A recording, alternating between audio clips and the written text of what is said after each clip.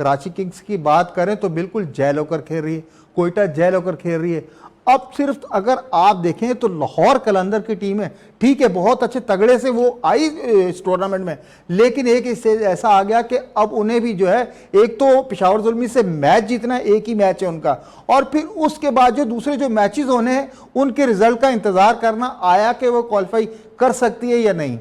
बड़ी अच्छी बात कही कि यहाँ पर जावेद साहब ने कि आया क्वालिफाई कर सकती है या नहीं, लेकिन हम देख रहे हैं कि जिस तरह PSL 9 में चीज़ें हो रही थी ना कि पॉइंट्स टेबल बड़े वाजे नज़र आ रहे थे कि यहाँ पर प्ले ऑफ के लिए जो है टीमें बिल्कुल रन रेट पर और उसके साथ साथ मैचेस जीतकर ऊपर आती दिखाई दी। लेकिन PSL 10 में बिल्कुल अलग माहौल नज़र आया, बिल्कुल अलग ही हम देख रहे हैं कि PSL 10 नज़र आ रहा है जहाँ एक दूसरे से रन रेट पर भी मसाइल हो रहे हैं कि फ्रेंचाइज को, दूसरी तरफ देखें तो जीत पे भी जो है नजरें जमी हुई हैं एक दूसरे के ऊपर। तो ये सारी चीजें इस वक्त बिल्कुल चेंज नजर आ रही हैं PSL 10 के अंदर।